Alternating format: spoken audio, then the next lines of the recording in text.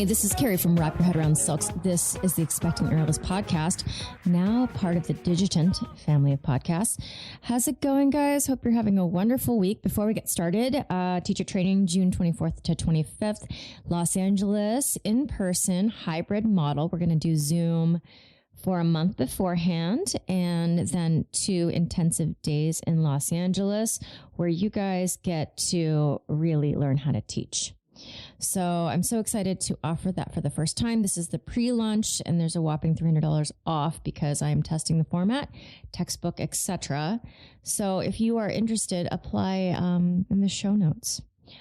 And today we have Laura Evans. She's an aerialist, instructor, mom of 2, and her and I connected because on one of my episodes I was talking about the idea of losing my identity as a single person, as a person who could just go wherever I wanted.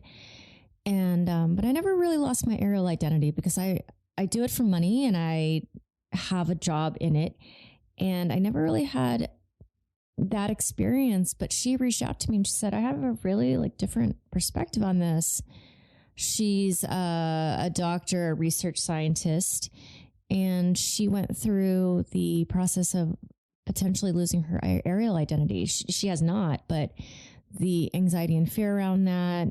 And it was such a different perspective that I didn't consider. And we have what I consider a completely intriguing, fascinating conversation about it. I also joke that no one else in the world might find it fascinating, but people like us. So, yeah, I thought it was so intriguing. All right, guys, let's get started.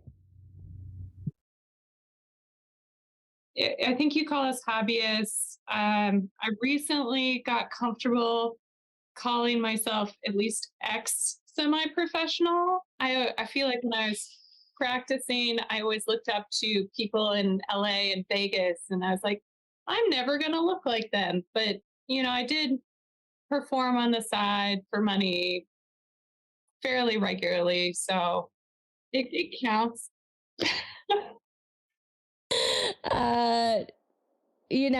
I'm a professional, and so is the, No, me. the soloist at Cirque du Soleil. We are not at the same level, And I'm a professional, and so is somebody who is 20 something, and I'm much later in my career than they are, So, okay, so I have finally gotten my act together, and we are recording on everything. Podcast listeners, do you like to go by Laura Shankman Evans? Is that your name?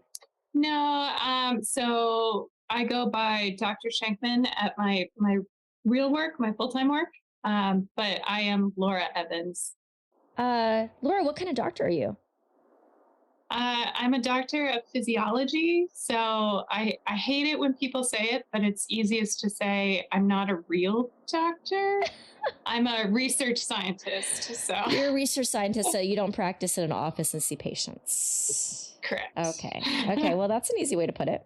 All right. So what happened was, Laura, I had a podcast episode where I was talking to someone about the feeling of leaving your practice, and my students who are very serious hobbyists would be so emotionally wrought with stress and anxiety about leaving their practice way more than the professionals around me. And I was contemplating that and why that was, and why they were that their height of anxiety was way worse. We're going to Hawaii. Yes, we're going to Hawaii. She's talking about our vacation with my parents in May. Oh, that's going to be so much fun. Yeah. Hey, Bean, can I keep on going? I'm going to continue, okay? Okay. So, Laura had, and I didn't know Laura before this, but she messaged me on one of the, Facebook or Instagram. And she said, I think I have a different perspective on that. I was like, oh my God, please please do share. And she wasn't ready at that time. She's gone through a lot since then. She had a kid. Second kid. So, Laura, if you could start at the beginning, introduce yourself, talk a little bit about your family, and then we'll get into that topic, as well as talking about your prenatal and postpartum experience, if there's anything that stands out to you. Yes, please honor us. So my name is Laura Evans. For many, many years, I went by Laura Shankman before I got married. And I'm now the mother of two children, a little boy who's 3.5, and my little girl who just turned 7 months old. And they are wonderful kids. I love them so much. But it was a huge, I think for everyone, having kids is like a huge culture shock to the system. Like I went from working in a lab to teaching, practicing, dancing 12, 14 hours a week on top of my 40 to 50 hour job, to suddenly like barely having a half hour to stretch and warm up, and maybe getting 1 hour a week to practice or dance. And it was just for my son, it was a very difficult transition. I felt horrible when I was pregnant. A lot of people talk about like postpartum depression. I think I had prenatal depression. Oh, really? Just like I would cry all the time, like, oh, my life, I wanted my son as planned, but I knew my life was going to have to change a lot. But, the day I had him, all those thoughts left my head. Like I had no postpartum depression. I was like, okay, I'm a mom. This is great. So that's, I don't know, me in a nutshell. So that is so interesting to me because I had the opposite. So many people have the opposite. That is a huge shift to go from that much work and dance, etc. So the baby came. How long was it until you went back to your job? For my son, I had about 3 months off, which the culture in research science has changed for the better in even just 5 years. So when I was pregnant with my son, there was technically no maternity, paternity leave offered. It was very hush-hush. My funding agency, we just didn't report to them that I was taking time off, because I could have gotten in trouble for not just saying, I need time off, don't give me any money. And then since having my son, they instituted a minimum, well, not a minimum, the 8 weeks paid leave, plus your disability, which I always hate that it's called disability leave. So for my daughter, I was going to do just that now paid 3 months on the books. And my husband and I talked about it, and actually taking a full year off. I'm in the unpaid portion of it now, to kind of just figure life out and, what's happening next. So you prefer a little bit more time off from work. So that whole situation with your whole life changing, because when you said that, it made me think, oh, did that mean you wanted to go back to work as soon as possible just to have a little bit of that balance back? No. So this kind of gets into the topic we were discussing, wanting to cover in this episode, is that I really wanted that time for my body to recover so that maybe by the time I went back to work, I'd be able to do some of those hobbies that I liked in that short amount of time I have free. Unfortunately, with my son, I had a C-section. He he was frank breech, and we tried an ECV. So frank breech is when the butt is down near your cervix and the feet and the hands and head and everything are up high. Like he's doing a pancake straddle in my belly. And that was like so distressing for me because I was like gung ho, like I'm gonna have this vaginal birth, it's gonna be great. Like I was not delusional about no drugs. I was like, I definitely want the drugs. But once we tried to do the ECV, which is where they try to flip them on the outside, and that didn't happen, and I found out I was going to have to have a planned C-section, I was just bawling. Like, I was very sad about it. It ended up being fine, but of course, recovery from a C-section is longer. So I felt like I was only just getting back to walking or maybe some light yoga by the time, then I had to go back to work and start a new job and all the fun stuff. Did it bring you anxiety? Did it bring you sadness? What were the emotions around? Well, let's go back. Your son, your daughter, you had how much time in between? Let's talk about the emotional stuff around Ariel throughout that entire journey. Yeah, so I was really proud of where I was in my Ariel practice. I had started in 2009. The head instructor at the studio was an early adopter of pole dancing. And so they had these really awkward stage poles in their first studio because they hadn't even made ones for commercial practice that went floor to ceiling at that time. And it was very taboo. There was a postdoc in my lab that was so gung-ho. She would talk about it all the time. And me being, Southern, my mom's very small family, I was like, who would want to talk about pole dancing? Like, oh my God, like, what is this? And somehow she roped me into doing just like a trial class, and I was immediately hooked. I was like, oh, this is fun. Like, being a gym rat and doing the same thing every day just got boring. And, then you're always working towards the next trick. And it was just an exciting way to exercise. And the studio grew slowly over time. The next apparatus they brought in was Lyra, dance strap Lyra. And I got really into that. And then we had a studio that only had 12-foot ceilings, and somehow we did silks and 12-foot ceilings. So scary looking back on. That's very low. Everything we did. It's very low. At that height.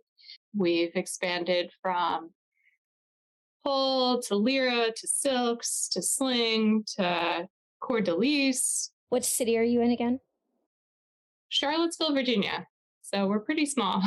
Although you being into poli-sci have probably heard of us, unfortunately, for the riots that happened. Oh, yeah. Yeah. So there's that. Yeah, we used to be on the top 10 list of, like smaller cities to live, because the work-life balance is amazing here. There's very little traffic.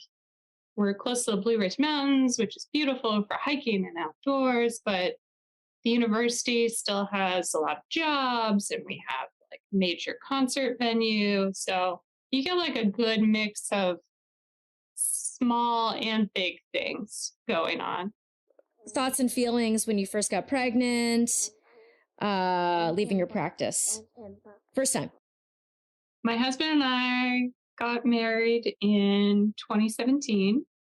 We knew we wanted to do a big honeymoon, but didn't have our act together. So we waited to start trying to have kids until 2018 because we wanted to do the honeymoon.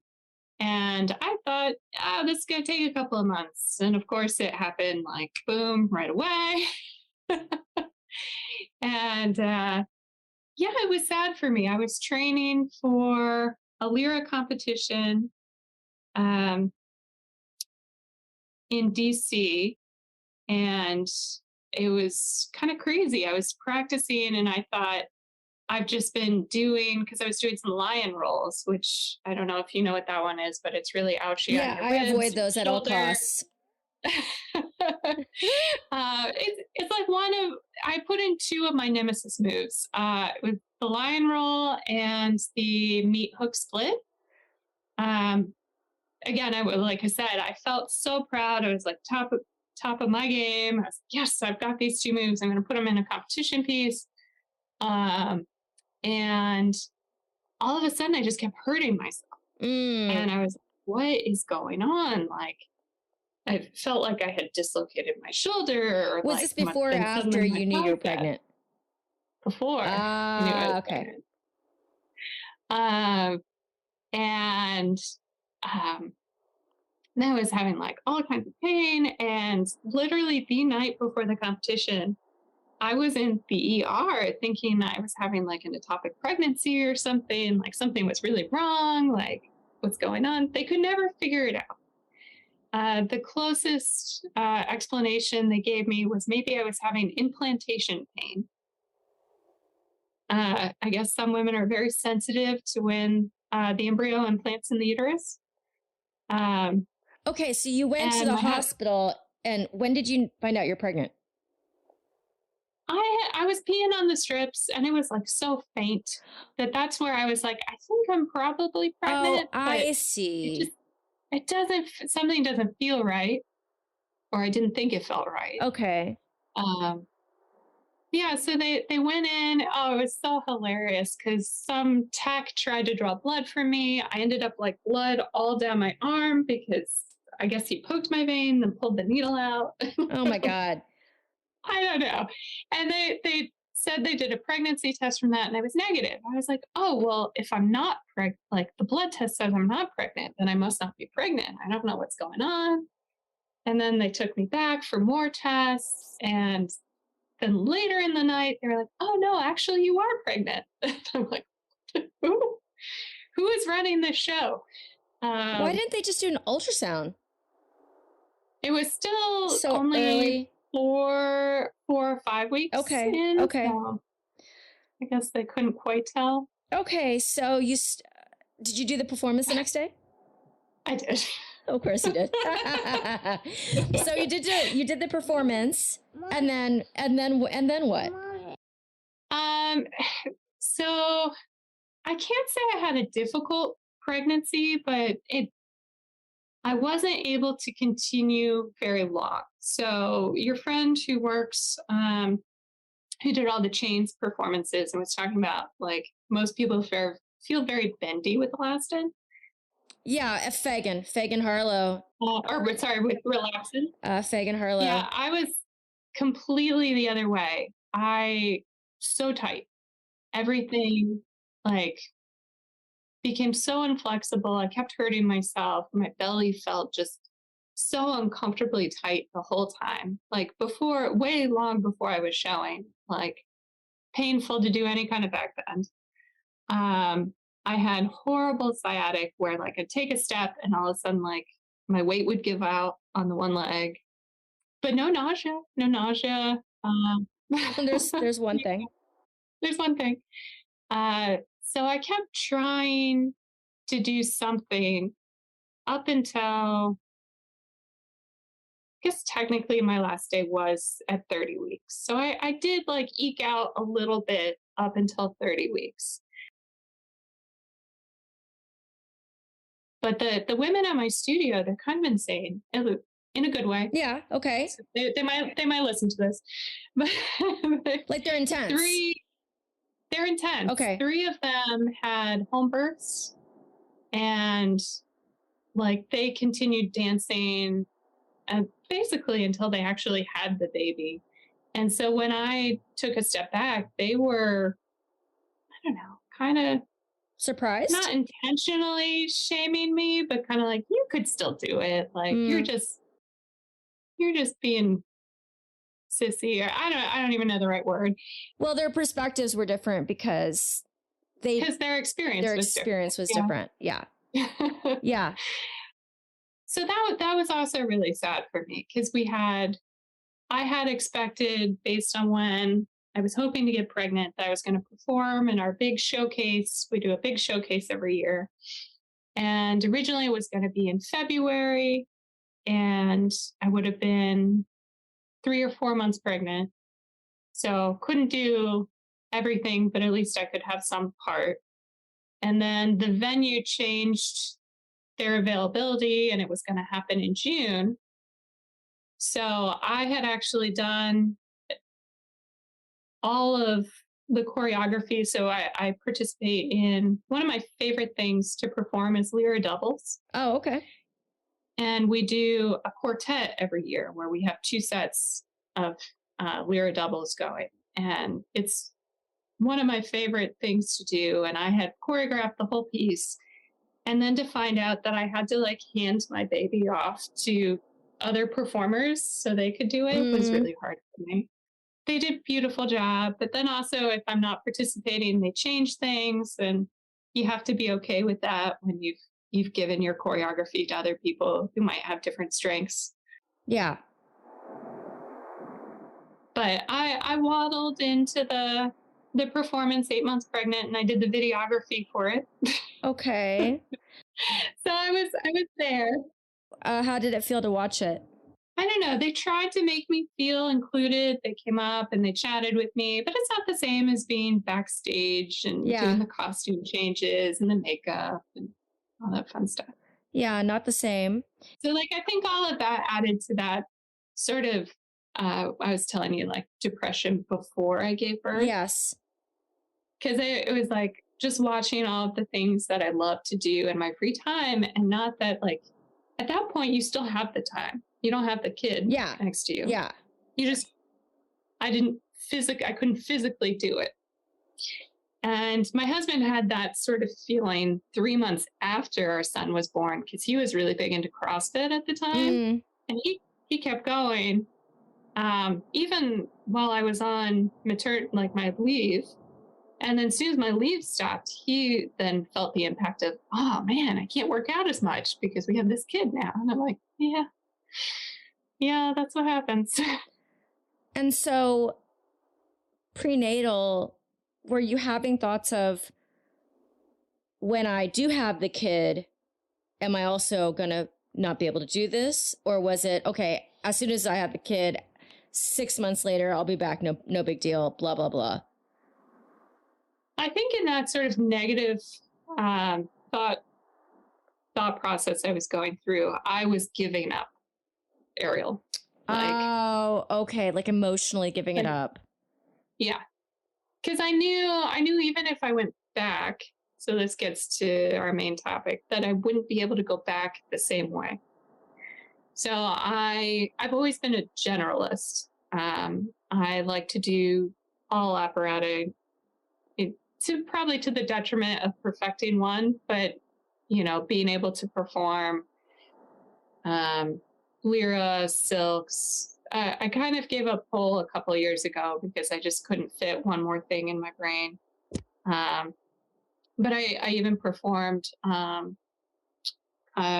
few pieces Cordeliz. Least favorite, by the way. So hard. Yeah, so hard, and it hurts. I can only agree. I don't go for the hurdy ones. So because I like to do them all, like when I was practicing before, you have to segment out your week. You can't do them all in 1 hour. Yeah. So I'd have to say at best I could do maybe 2 different apparati in an hour at best, if I'm like really shortchanging them. Were you kind of micro grieving the apparatuses that would kind of have to go by the wayside? Yeah. Okay.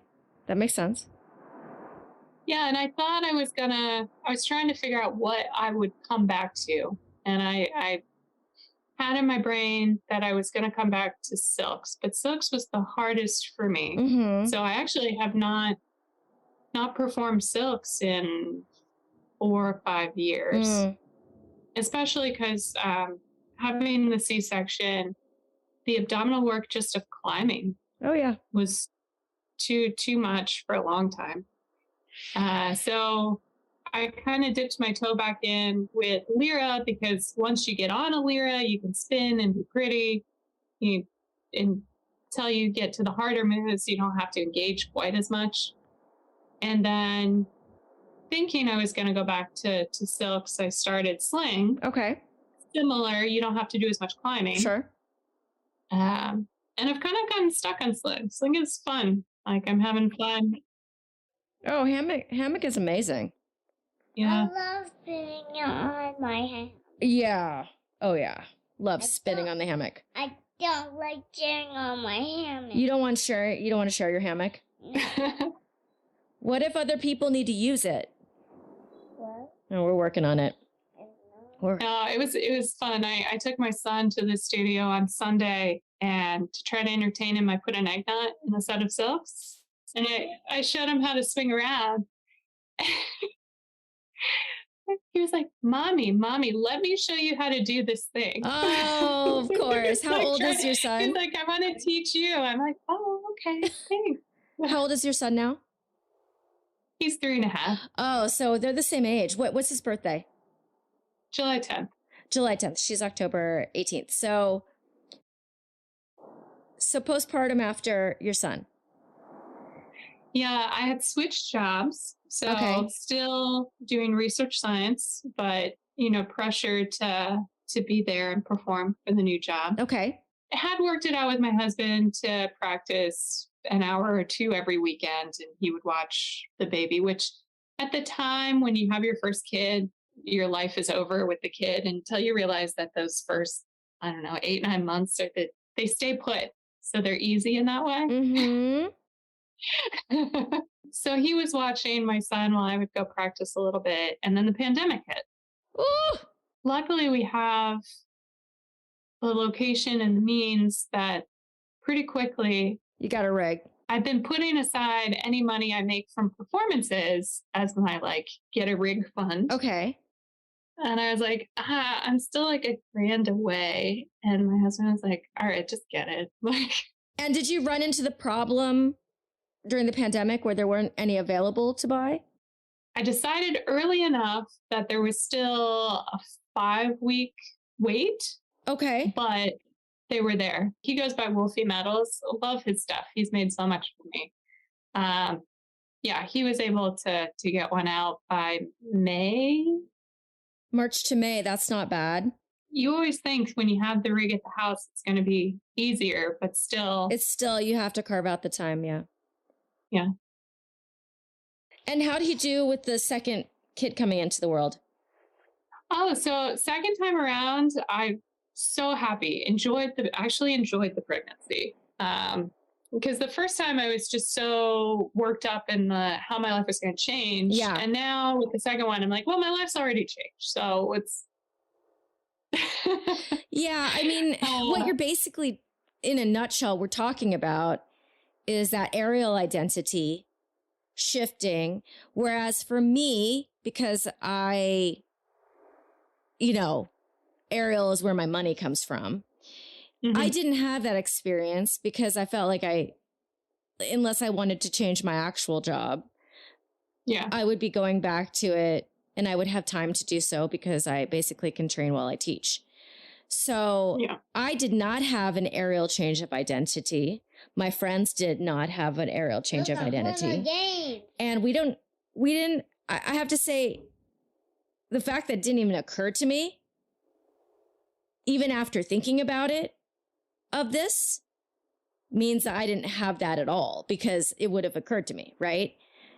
But that is where you make your money, Yes. right? So that is your job. You're going back to your job. Right. And I love aerial. I feel like I quote unquote blossomed when I found aerial. Sure. I was pretty shy, sciencey, nerdy. And then I came to a studio, and I always tell people I met my people. Yeah. I met the women that have become my best friends, closer than any friends I've ever had Yeah. in my whole life. And So yes, I'm still a hobbyist, and I don't do it for money, but it does take a hit. And the other hard thing for me is a lot of those really good friends I made. They are not in the breeder program. What do we mean by that? They don't want to have kids. They're not in the breeder program. I've never heard that, and I'm going to steal it. That's amazing. Don't steal it. I'm going to steal it, Bean. No. If I steal that, will I go to jail? No. With those Ariel friends, I mean, they're listening probably, so hello. Does it make it the relationship not the same in a way that like is sad? Yeah, it's tough because they're used to the old Laura who would take a long time to warm up and be chit chatty and, you know, hang out after, go to brunch, or whatever we do. And, you know, I come and it's kind of like, all right, we're going to go to work. Let's do it. And then they're like, okay, we're going to go out to eat. And I'm like, my kid's not going to eat anything at that restaurant. So I'm just going to go home. And is that sad for them and for you? Yeah, some of them have definitely moved on, and they've expanded the group to incorporate more like-minded people. So like that, it's a little sad, but the 2 or 3 closest ones have really made an effort. One of my Lyra partners, she's so sweet. I love her to death. She came over for Christmas Eve, and I was so nervous. I was like, you don't have kids. You've said you don't want kids. I can only assume you don't want to hang out with my kids. And she was like, no, it's fine. Like, this is great. Your studio friends, are you guys around the same age? No, I'm oddly in the middle. Okay. So I'm 37. I have a group that are mid 40s, maybe turning 50. And then a lot of them are younger. So they might join the breeder program. I don't know. Some have taken some serious medical steps to make sure that they have not. So, they will not. Okay, so this is so intriguing to me because it totally makes sense. Like, my students might be in that category. I used to go out. I mean, we used to go to this restaurant called Mexicali's here in LA after Wednesday night classes religiously. You know, I have my wine, I have my dinner, you know, drive back home. You know, I had my partner, but I didn't have a kid yet. So all that changed. But because I am the authority figure in that particular social setting, like it just changed the fact that I couldn't go out, and I was the leader of that pack because I was the authority figure. So that Mexicali's night just kind of disappeared. So I didn't have to go through the FOMO of like knowing something was happening without me. That was hard for me too, because when our head instructor had her first child, she really leaned on me to lead the Ariel program. Okay. And so I was teaching 4 or 5 classes a week, coming up with most of the choreographies for the Lyra, the Silks, like super creatively tapped out too, like trying to manage all the different choreographies and apparatus in my brain. Was that way before you were pregnant though? Yeah, way before I was pregnant. Okay. And so I have had to watch, you know, then it's my turn. So she handed it over to me. Okay. And then I had my kids, and I've had to, I guess, experience what she must have gone through. Like, sure. Because then I had to hand over most of my classes to other instructors. Like, I was no longer the choreographer. So it does really feel like when you were pregnant, kind of sitting on the sidelines and just watching people progress and move on. And okay, were you teaching while you're pregnant? So I think people were mostly just polishing by the time I couldn't do any demos. our students, we probably spoil them. They're very visual learners. So they're always like, can you please show us that again? I think you listen to my podcast, so you know how I operate. Yeah. Kind of in the same way I'm recording this podcast, laying back in bed. This is so interesting to me. So, and I think to our audience, but maybe nobody else on earth. In conjunction with me being a pregnant teacher, having a kid, and my students not necessarily doing that, and them kind of following my lead in whichever way I wanted to go, because I also taught pregnant just through video and we weren't on video. I was in the space with them in person. But if they wanted to see something, I would pull out a video and I would ask other students to demo and I would tell them what to do. And also was like, if you can't take direction verbally, like, are you even an aerialist? But do you run into this is my big problem with students I've worked with for a long time. Yeah. I say, and then do the thing, and they know what I mean. Like, okay, do the thing. But a lot of times when we get new students or new people, the language is so difficult. Like if they've taken one class somewhere else or even like a year or two somewhere else. Yeah. You have a name for a move and it doesn't match. Or they have a different move by the same name. And there have been so many attempts over the years to standardize. Like I know Rebecca Leach put out a really great book series for like lower level moves, trying to get the language out there. But a lot of times we make up our own names. And if I have a more advanced student in my class, I can be like, it's like this other move. Right. Except now, instead of wrapping this way, we're going to go around the waist that way. Yes. Two things. I really try via like in Instagram when I'm watching other people do stuff and them naming it. In my mind, over time, I've tried to select the most universally used term for everything that I do. So even if I had a different name for it, I think I had a different name for catcher's base wrap, just same side hook over the other leg, put your pants on. I would adopt the more universally used name just for this reason. But I think studio culture comes in a lot for this question. I get to the point with the loft, which is where I teach the most, that I'll use language like, if you'd like to become a part of my cult. And so I will adopt people into a regular practice, and that makes my whole life easier, right? I don't have a lot of people popping in and then really just popping in and out. If I had that would be really problematic for the way I teach, I think. So another interesting part of where I am is we are a smaller city. We do get a lot of our clientele from the university. So they're either undergrads or grad students. Okay. And I find that we attract so many of the science grad students. I don't know, like the brain waves are working, like they want to get their creative juices out and they come here. And then when they're done with their program, they leave and they go somewhere else. You know who was talking about this? Allie Cooper, because she lives in Santa Cruz, a place where no one can afford to actually live. And then it's a student population. So her rate of turnovers was just incredibly high.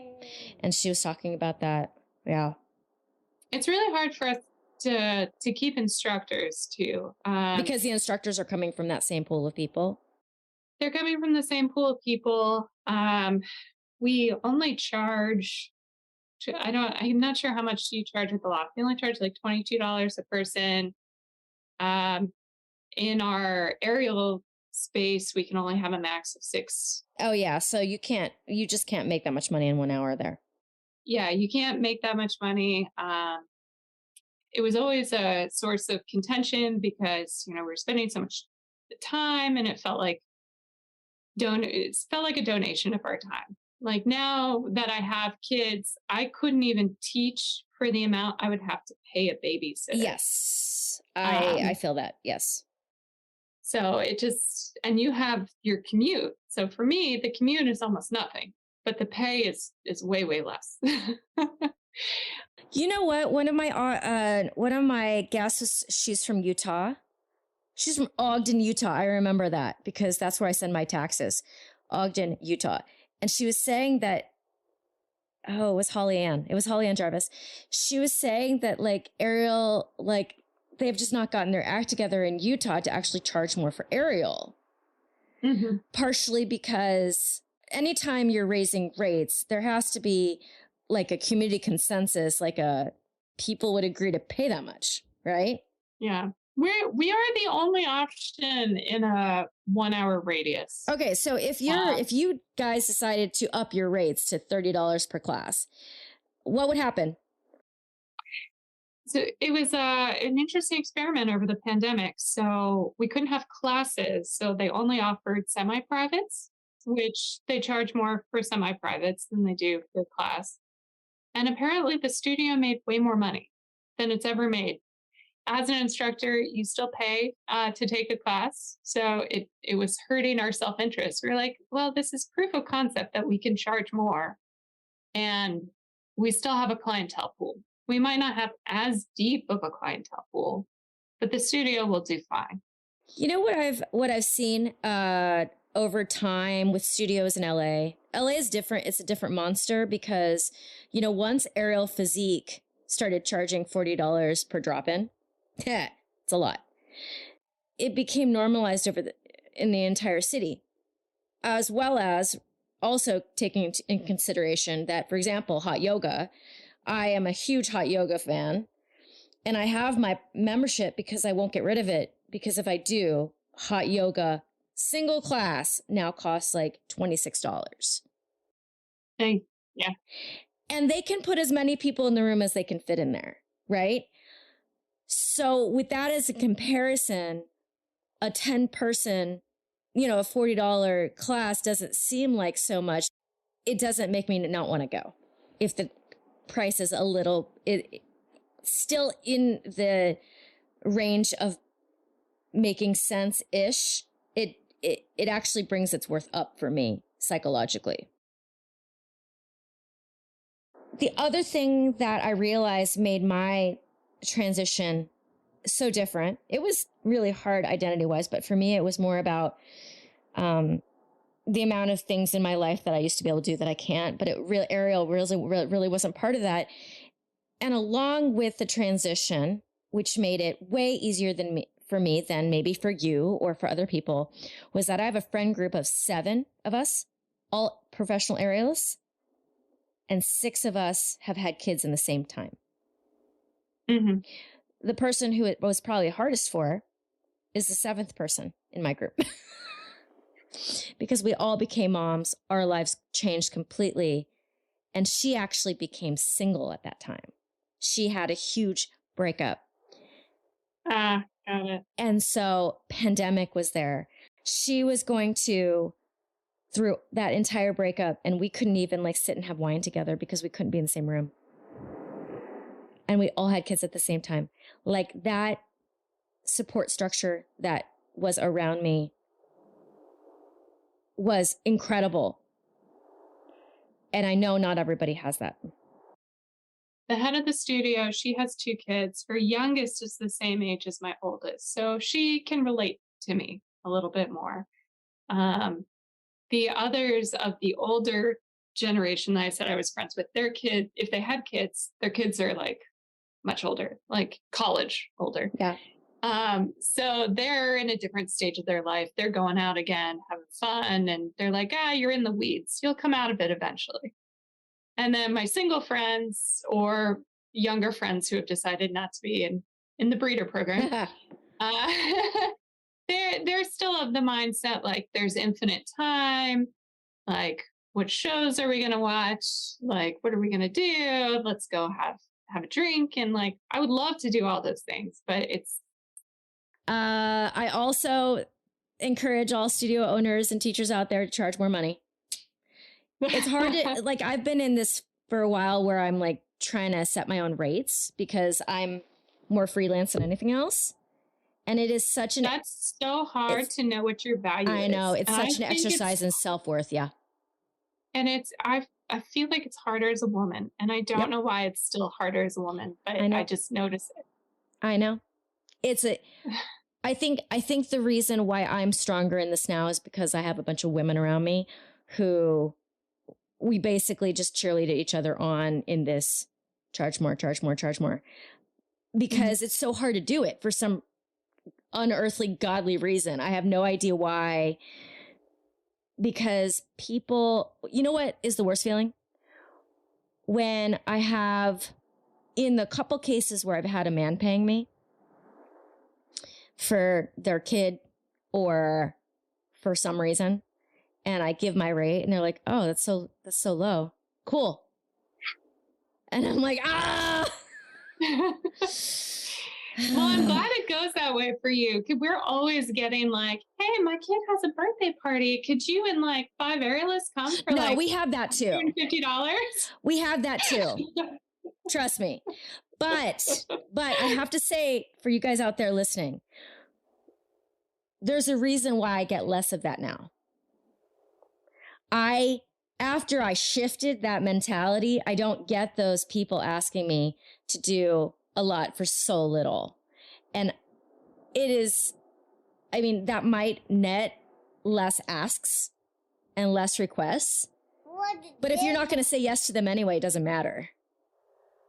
Yeah, I don't know if it's better or worse for you in LA. So like in Charlottesville and in Virginia in general, I think it's almost most of the East Coast.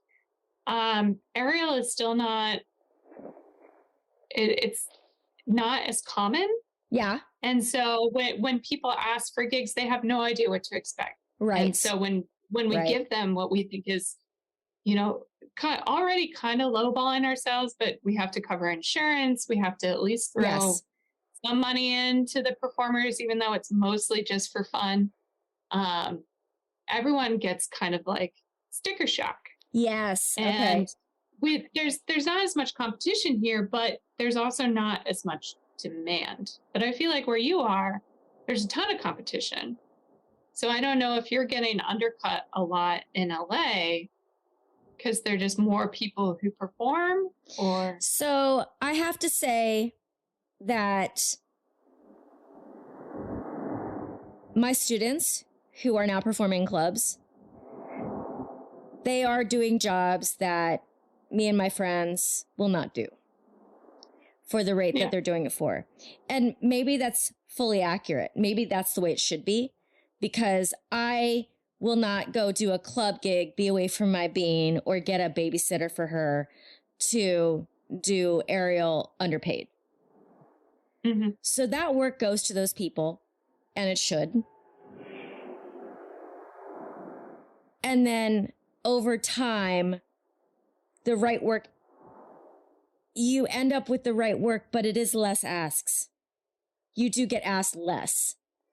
Yeah. But the people that are still at the jobs where the money is right, it seems like this over time works.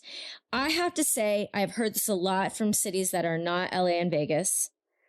And I think that it might be the case where you guys will get there, but it won't be for another couple years.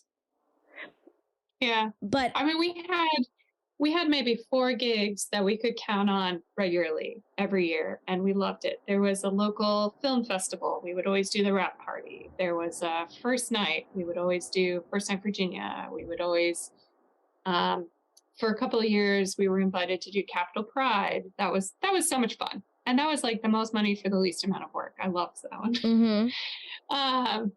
But as time has gone on, like it seems like there are even fewer asks. So we will still get those big ones, but we're just like, can we get something else? Like anything? Like Yeah, I mean, it's a really interesting conversation because every single city, big city, smaller city, it's going to have different challenges. And of course, if you feel like the asks don't come very often, how can you charge Yeah, then you feel know. like you have to like Yeah. reduce it a little. It's the titration. It's not good. Yeah. Yeah. Out there, listeners, if you guys want to contribute to this conversation, just email me because it's easy. Carrie at wrapyourheadaroundsilks.com, because I would love to talk about this. I now have a house in Delaware. I would love to do retreats out there in the future when the house is ready. But, this question comes in, it's like I'm no longer in my own community bubble. Things are different. People's expectations are different. People's expectations of how much things cost is different, etc. But the excitement is there, I think. I think that people are always looking for new things to do. Laura, thank you so much for carving out the time with your little ones. And I'm very intrigued. I think there will be a lot of people who are intrigued by this conversation. Definitely no one else in the world, though. Just us. Just our people. Thank you so much to Laura for carving out the time. Dr. Laura, I should call you. I know you are a busy woman, and I appreciate that. And for all you guys out there, teacher training in June, as well as I've got aerial rehab on my website. It is a course all about getting back to the air after pregnancy, post-injury surgery, or if you just took a long break, during the pandemic and such. And there's a free mini course there as well. So please honor me with a 5-star rating and a review. Just smash that 5 stars. It's so fast. Please. I will love you forever. I hope you guys have a great rest of your week. Over and out. This is Carrie from Wrap Your Head Around Silks with Digit Podcast. This is the Expecting Realist.